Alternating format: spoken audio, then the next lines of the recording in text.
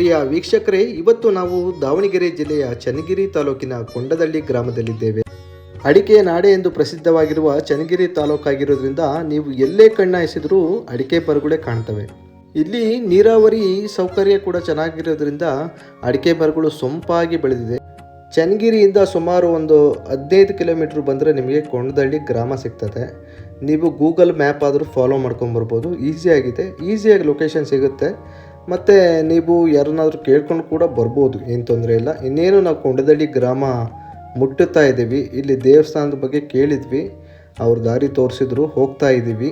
ದೇವಸ್ಥಾನ ಊರಿನ ಒಳಗಡೆ ಇದೆ, ಸ್ವಲ್ಪ ಕನ್ಫ್ಯೂಸ್ ಆಗ್ತದೆ ದಾರಿ. ಹಾಗಾಗಿ ಯಾರು ಊರವರು ಇರ್ತಾರೆ, ಕೇಳ್ಬೋದು ನೀವು, ಕರೆಕ್ಟಾಗಿ ನಿಮಗೆ ದಾರಿ ತೋರಿಸ್ತಾರೆ. ಇನ್ನೇನು ದೇವಸ್ಥಾನದ ಹತ್ತಿರ ಬರ್ತಾ ಇದ್ದೀವಿ, ನೀವು ನೋಡ್ಬೋದು. ಇದೇ ಕೊಂಡದಳ್ಳಿ ಸಿದ್ದರಾಮೇಶ್ವರ ಸ್ವಾಮಿಯವರ ದೇವಸ್ಥಾನ. ನೋಡಿ, ನೀವು ದೇವಸ್ಥಾನದ ಒಂದು ಪಕ್ಷಿ ನೋಟ ಕೂಡ ನೀವು ನೋಡ್ಬೋದು.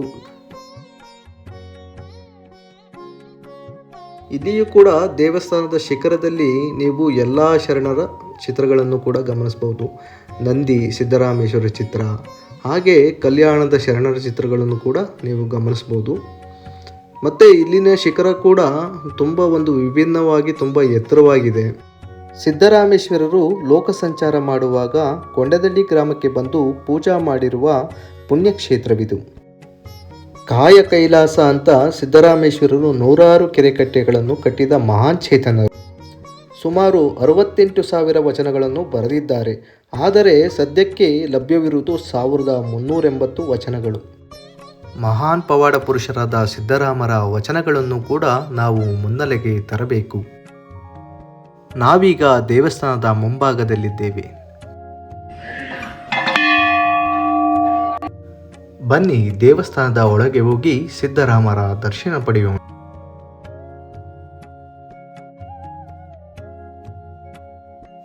ಸಿದ್ದರಾಮರಿಗೆ ಅಭಿಮುಖವಾಗಿರುವ ನಂದಿಯ ವಿಗ್ರಹವನ್ನು ಕೂಡ ನೀವು ಗಮನಿಸಬಹುದು. ಈಗ ನೀವು ನೋಡ್ತಿರತಕ್ಕಂಥ ಅಂಕಣಕ್ಕೆ ಅರ್ಚಕರ ವಿನಃ ಯಾರಿಗೂ ಕೂಡ ಪ್ರವೇಶವಿಲ್ಲ. ವೀಕ್ಷಕರೇ, ಇವತ್ತು ನಾವು ದಾವಣಗೆರೆ ಜಿಲ್ಲೆ ಚನ್ನಗಿರಿ ತಾಲೂಕಿನ ಕೊಂಡದಳ್ಳಿ ಅಂತ ಗ್ರಾಮದಲ್ಲಿದ್ದೀವಿ. ಅಲ್ಲಿ ಸಿದ್ದರಾಮೇಶ್ವರರ ಗದ್ದಿಗೆ ಇದೆ. ಅಲ್ಲಿನ ಇತಿಹಾಸ ಅರ್ಚಕರಾದ ಮಂಜುನಾಥ್ ಅವರು ಮಾತಾಡ್ತಾರೆ. ಹೇಳಿ ಸರ್, ಇಲ್ಲಿ ಯಾವ ಥರ ನಡೀತಾ ಇದೆ ಕಾರ್ಯಕ್ರಮಗಳು? ಸಿದ್ದರಾಮೇಶ್ವರರು ಸುಮಾರು 1000 ವರ್ಷಗಳ ಹಿಂದೆ ಬಂದಂಥ ನೆಲೆಸಿರೋ ತಪೋ ಮಾಡಿದಂಥ ಜಾಗ ಇದು. ಇದು ಲಿಂಗ ರೂಪದಲ್ಲಿ ಸಿಕ್ಕಂಥ ದೇವರಾಗಿದೆ. ಭಕ್ತರಿಗೆ ಕಷ್ಟ ಕಾರ್ಪಣ್ಯ ಬಗೆಹರಿಸುವಂಥ ಸ್ವಾಮಿ ನಮ್ಮದು. ಯಾವುದೇ ಕಷ್ಟ ಕಾರ್ಪಣ್ಯಗಳಿದ್ರೂ ಸ್ವಾಮಿ ಭಕ್ತರ ಮನೆಗೆ ಹೋಗಿ ಬಗೆಹರಿಸ್ಕೊಡುವಂಥ ಸ್ವಾಮಿ ಇದು. ವಿಶೇಷವಾದ ಪೂಜೆ ಅಲಂಕಾರಗಳು ನಡೆಯುತ್ತೆ. ಸಂಕ್ರಾಂತಿ ಟೈಮಲ್ಲಿ 3 ದಿವಸಗಳ ಹಬ್ಬ ಭಾಳ ವಿಜೃಂಭಣೆ ನಡೆಯುತ್ತೆ. ದಸರಾ ಮಹೋತ್ಸವನೂ ಬಹಳ ಚೆನ್ನಾಗಿ ನಡೆಯುತ್ತೆ. ಇಲ್ಲಿ ಸಂತಾನ ಬಗ್ಗೆ ಆಗಲಿ, ಕಷ್ಟ ಕಾರ್ಪಣ್ಯಗಳಾಗಲಿ ಸ್ವಾಮಿ ಪ್ರಸಾದ ರೂಪದಲ್ಲಿ ಕೊಟ್ಟು ಜನರ ಆಶೋತ್ತರಗಳನ್ನೆಲ್ಲ ಈಡೇರಿಸ್ತದೆ. ದಸರಾ ಮಹೋತ್ಸವ ಮತ್ತು ಸಂಕ್ರಾಂತಿಯಲ್ಲಿ ಭಾಳ ವಿಶೇಷವಾಗಿ ನಡೆಯುತ್ತೆ. 77ನೇ ಗದ್ದಿಗೆ, ಲಾಸ್ಟ್ ಗದ್ದಿಗೆ, ಕೊನೆ ಗದ್ದಿಗೆ ಭಾಳ ಉಗ್ರ ಮೂರ್ತಿ. ಭಕ್ತರ ಕಷ್ಟ ಕಾರ್ಪಣ್ಯಗಳನ್ನು ಸಕಲಾಸ್ತ ಇರ್ತಾರ್ಥದ ನೆರವೇರಿಸ.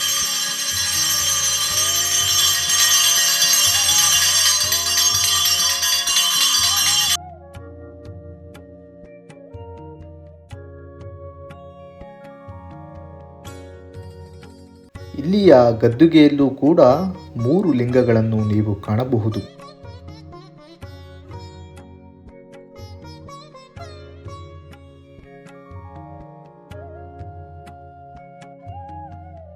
ಗದ್ದಿಗೆನಲ್ಲಿ 3 ಲಿಂಗಗಳು ಕಾಣ್ಬೋದು ನಾವು. ಅದು ಯಾವ ರೀತಿ ಅಂತ ಹೇಳಿ?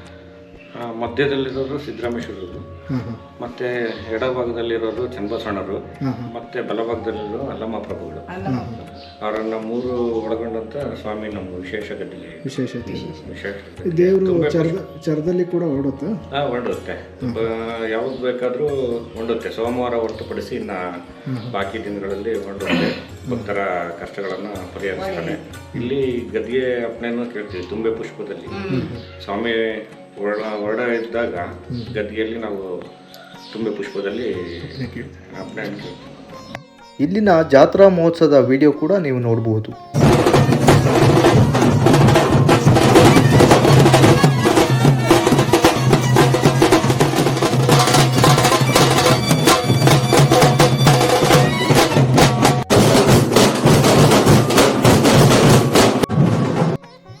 ಕೂಡ ಸಿದ್ದರಾಮೇಶ್ವರ ಜಯಂತಿ ಮತ್ತು ದಸರಾ ಮಹೋತ್ಸವವನ್ನು ತುಂಬ ವಿಜೃಂಭಣೆಯಿಂದ ಆಚರಿಸುತ್ತಾರೆ.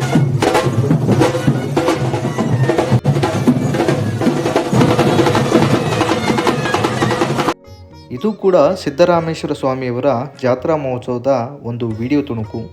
ನೀವು ಗಮನಿಸಬಹುದು, ಸಿದ್ದರಾಮೇಶ್ವರ ಗದ್ದಿಗೆಗೆ ಜಾತ್ರಾ ಸಮಯದ ಪ್ರಯುಕ್ತ ವಿಶೇಷವಾದ ಅಲಂಕಾರವನ್ನು ಕೂಡ ಮಾಡಿರುತ್ತಾರೆ. ಸಿದ್ದರಾಮರ ಜಾತ್ರಾ ಮಹೋತ್ಸವವನ್ನು ಸಕಲ ಬಿರುದಾವಳಿಗಳೊಂದಿಗೆ ವಿಜೃಂಭಣೆಯಿಂದ ಆಚರಿಸುತ್ತಾರೆ.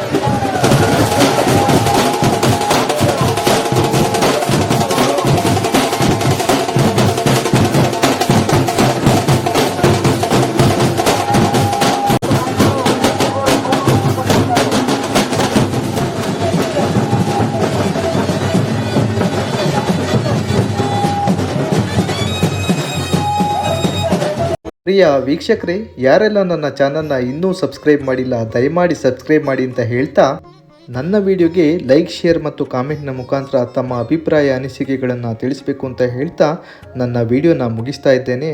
ಎಲ್ಲರಿಗೂ ಶುಭ ದಿನ.